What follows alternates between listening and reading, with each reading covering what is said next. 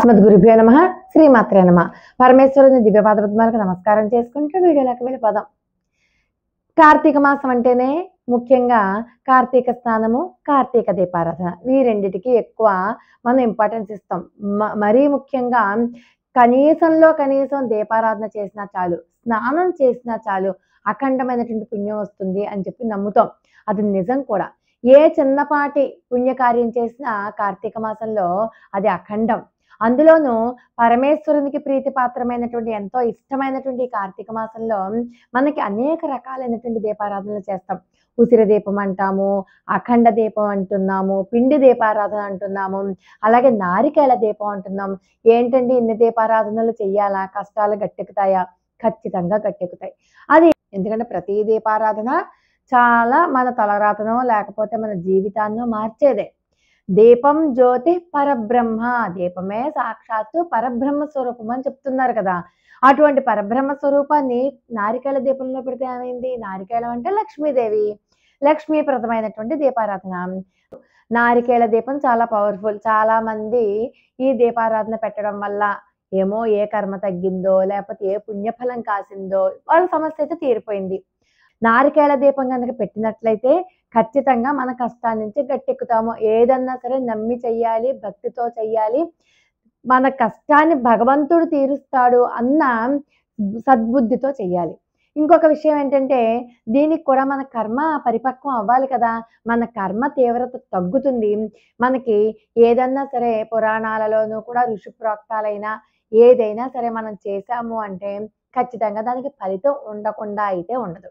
ఇలాగే నందాదీపం ఒకటి. నందాదీపం అంటే మనకి అఖండ దీపం తెలుసు. నవరాత్రుల సమయంలో మనం అఖండ దీపం పెట్టుకుంటాం.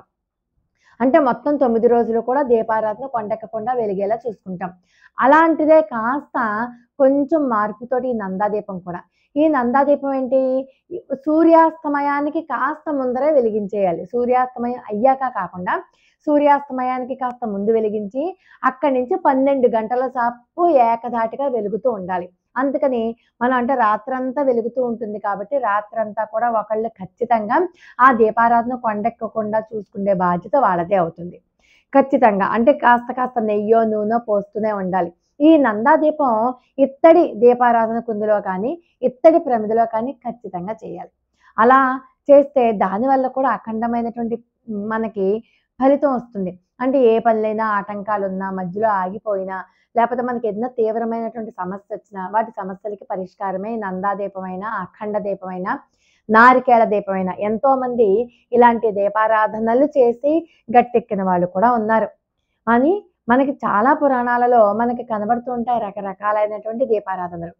అలాంటిదే ఈరోజు మనం చెప్పుకోబోయే దీపారాధన ఏంటంటే రుద్రాక్ష దీపారాధన. రుద్రాక్ష దీపం ఎలా పెట్టాలి, ఎప్పుడెప్పుడు పెట్టాలి, ఏ సమయంలో పెట్టాలి, నైవేద్యం ఏదంది, ఎవరెవరు పెట్టాలి? ఎవరైనా పెట్టుకోవచ్చు. ముందర అసలు ఈ రుద్రాక్ష దీపం ఎలా పెట్టాలి, నియమాలు ఏంటి చెప్పుకుందాం. ఎప్పుడు పెట్టాలి, ఎన్ని వారాలు పెట్టాలి, ఎన్ని వారాలు పెట్టాలి అనే దానికైతే ఎప్పుడైనా పెట్టుకోవచ్చు. ఇన్ని వారాలు అని చెప్పి అయితే లెక్కలేదు. మీకు ఎప్పుడైతే పెట్టుకోవాలనిపిస్తుందో, ఎప్పుడైతే మీకు సమస్యలు తీవ్రంగా ఉంటాయో అప్పుడంతా పెట్టుకోవచ్చు. తీవ్రమైనటువంటి అనారోగ్యంతో ఉన్నా, తీవ్రమైన సమస్యలు ఉన్నా, తీవ్రమైనటువంటి రుణ బాధలు, అప్పుల బాధలు, ఆర్థికపరమైనటువంటి సమస్యలు ఉన్నా, ఇలా ఏదైనా సరే తీవ్రంగా ఉన్నప్పుడు, సమస్య తీవ్రంగా ఉన్నప్పుడు సోమవారం నాడు, అది కూడా ప్రదోష సమయంలో, ప్రదోషకాలే శివనామస్మరణ సర్వపాపహరణ అంటారు. ప్రదోష కాలంలో కాస్త శివనామస్మరణ చేసినా కూడా అది సమస్త పాపాల నుంచి మనల్ని బయటపడేస్తుంది. అలాంటిది ఆ ప్రదోష సమయంలో శివునికి ఎంతో ఇష్టమైనటువంటి రుద్రాక్ష దీపం పెడితే ఇంకెంత ఫలితం వస్తుంది? వస్తుంది ఖచ్చితంగా. మనం చేసే ప్రతి కర్మకి ఫలితం ఉంటుంది. అది మంచా చెడా పక్కన పెట్టండి. మంచిదానికి మంచి ఫలితం, చెడుదానికి చెడు ఫలితం ఖచ్చితంగా ఉంటుంది. కాబట్టి ఏ ఒక్క మంచి పనినైనా సరే తేలిగ్గా తీసి పడేయకూడదు, వేలెత్తి చూపించకూడదు. అది ముఖ్యం మనకి. అయితే ఈ ప్రదోష కాలంలో ఎప్పుడెప్పుడు పెట్టాలి అంటే ఎప్పుడైనా పెట్టచ్చు. సోమవారం శ్రేష్టం. పరమశివుడికి కార్తీక మాసంలోనే కాదు, మీరు ఇతర మాసాలలో కూడా చతుర్దశి, త్రయోదశి, పౌర్ణమి, అమావాస్య, సోమవారం ఈ 5 రోజులలో గనక ఈ రుద్రాక్ష దీపం పెట్టినట్లయితే మీరు ఎంత తీవ్రమైనటువంటి సమస్యలో ఉన్నా సరే మీరు బయటకు వచ్చేస్తారు. అయితే ఈ రుద్రాక్ష దీపం ఎలా పెట్టాలి? ఈ రుద్రాక్ష దీపం ఎలా పెట్టాలంటే ఒక పళ్ళెం తీసుకోండి. పళ్ళెంలో రుద్రాక్షలు మీ దగ్గర ఎన్ని రుద్రాక్షలు ఉంటే అన్ని రుద్రాక్షలు వేయండి. దాని మీద మనకి మట్టి ప్రమిద ఉంటుంది కదా! మట్టి ప్రమిదలో మీరు పిండి దీపారాధనతో పిండి ప్రమిద కూడా చేయండి. మరి నిలబడాలి కదా అది. అందుచేత పిండితోటి ప్రమిద చేసి, ఆ ప్రమిదలో ఆవు నెయ్యి పోసి, 2 ఒత్తులు వేసి, ఆ పిండి ప్రమిదని తీసుకొచ్చి మట్టి ప్రమిదలో పెట్టండి. ఆ మట్టి ప్రమిదతో ఉన్నటువంటి పిండి ప్రమిదని తీసుకొచ్చి రుద్రాక్షల మీద పెట్టండి. అప్పుడు దీపారాధన చెయ్యండి. పార్వతీ పరమేశ్వర లేక చిత్రపటం ముందు గాని, లేకపోతే మీ ఇంట్లో శివలింగం ఉంటే శివలింగం ఎదురుగుండగా గాని చెయ్యండి. ఇంట్లో చెయ్యండి. ప్రదోష సమయంలో చెయ్యండి. స్నానం చేసి చెయ్యండి. మనం ఏదన్నా ఒక కోరికతో చేస్తున్నప్పుడు ఎలాగైనా కొన్ని నియమాలు పాటిస్తాం. అది అందరికీ తెలిసిందే. మద్య మాంసాల జోలికి వెళ్ళడం గాని, ఉల్లి, వెల్లుల్లి దగ్గరికి వెళ్ళడం గాని చేయకూడదు. సోమవారం నాడు కాస్త ఉపవాసం చేస్తే సరిపోతుంది. అంతే. ఆ తేలికపాటి నియమాలే. అంతకంటే ఏమీ నియమాలు లేదు. తలస్నానం చెయ్యాలండి అలాంటిది అది మీ ఇష్టం. మీ మీదకే వదిలేస్తాను. ఎందుకంటే కొంచెం మాంసాహారం అది తీసుకుంటే ముందు రోజు ఖచ్చితంగా తర్వాత రోజు గనక సోమవారం దీపారాధన చేయాలంటే ఖచ్చితంగా తలస్నానం చేయాలి.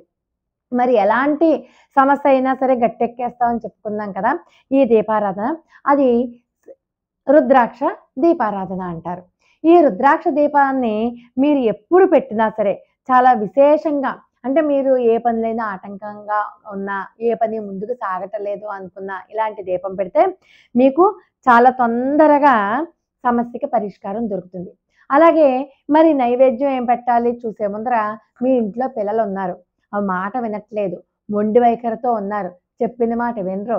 ఈ రకరకాలుగా ఉన్నారు పిల్లలు. చెడు సావాసాలు. ఇలాంటి వాళ్ళు ఏం చేయాలంటే పిల్లల యొక్క జన్మ నక్షత్రంలో గనక జన్మ నక్షత్రం అప్పుడు సోమవారం అయినా కాకపోయినా జన్మ నక్షత్రం ఉంటే సరిపోతుంది. ఆ సోమవారం వస్తే మరీ మంచిది. పిల్లల యొక్క జన్మ నక్షత్రంలో వాళ్ళ పేరుతోటి ఇప్పుడు చెప్పుకున్నటువంటి రుద్రాక్ష దీపం గనక పెట్టినట్లయితే చాలా మంచి ఫలితం వస్తుంది. శివుడికి కొబ్బరికాయను సమర్పించండి. కొబ్బరి అన్నం అయితే మరీ మంచిది. మరి కొబ్బరి అన్నాన్ని ఎలా తయారు చేయాలి? మామూలుగా తేలికపాటి పోపు పెడతాం కదా! శనగపప్పు, మినపప్పు వేసి ఆ పోపు పెట్టినప్పుడు కాస్త కొబ్బరి తురిమేసి ఆ పోపులో వేసి అప్పుడు వండిన వైట్ రైస్ ఉంటుంది కదా! దాంట్లో ఈ కొబ్బరితో కూడినటువంటి పోపునంతటిని వేసి కాస్త సాల్ట్ వేసి కలిపేస్తే అదే కొబ్బరి అన్నం. ఆ కొబ్బరి అన్నం నైవేద్యంగా పెడితే ఇంకా విశేషంగా తొందరగా సమస్య గట్టెక్కిపోతారనమాట. చాలా ఇష్టం. అందుకని ప్రదోష కాలంలో ఎలా చేశారు అంటే విశేషం అనమాట. ప్రదోష కాలంలో చెయ్యాలి. అందుచేత పిల్లలు ఎవరైనా సరే మొండి వైఖరితో ఉంటే ఈ పద్ధతి మీరు పాటించి చూస్తే చాలా మంచి ఫలితం వస్తుంది. ఒకవేళ పిల్లల చేతే పట్టిస్తే ఈ దీపాన్ని, ఈ రుద్రాక్ష దీపాన్ని మీకు ఫలితం ఇంకా తొందరగా ఖచ్చితంగా వస్తుంది. ఖచ్చితంగా అందులో ఏమీ అనుమానం లేదు. మనం ఏ కర్మ చేసినా అది ఖచ్చితంగా మనకి తిరిగొస్తుంది. అయితే మరి ఆ ప్రమిదని, ఆ రుద్రాక్షల్ని, ఆ పళ్ళాన్ని ఏం చేయాలి? మట్టి ప్రమిద మళ్ళీ మళ్ళీ వాడుకోవచ్చు. ఆ రుద్రాక్షలు మళ్ళీ మళ్ళీ వాడుకోవచ్చు. ఎటొచ్చి దీపారాధన కొండెక్కాక ఆ పిండి ప్రమిద ఉంటుంది కదా! నీళ్ళల్లో కలిపేసి మొక్కలకి పోసేయండి. లేకపోతే ఎవరు తొక్కని చోట పొయ్యండి. అది చాలా ఇష్టం ఎవరికంటే అమ్మవారికి, స్వామివారికి ఇష్టమైనటువంటి దీపారాధన ఈ రుద్రాక్ష దీపం. పరమశ్రేష్టం అన్నమాట. ఒక్క నోటితో చెప్తే సరిపోదు దాని గొప్పతనం. అందుచేత మనకి కార్తీక మాసంలో అవకాశం వచ్చింది కాబట్టి వీలైతే మనకి పౌర్ణమి వస్తుంది. రాబోయేది పౌర్ణమి. తర్వాత అమావాస్య ఉంది. చతుర్దశి రేపు కూడా చతుర్దశి, అమావాస్య, పౌర్ణమి, సోమవారాలు ఉన్నాయి ఇంకా 2. ఈ సమయంలో పెట్టుకోవచ్చు. ఈ కార్తీక మాసంలోనే కాకుండా మిగతా మాసాలలో కూడా ఇవే తిథులలో, ఇవే రోజుల్లో పెట్టుకోవచ్చు. లోకా సమస్త సుఖినో భవంతు. హర హర మహాదేవ శంభో శంకర.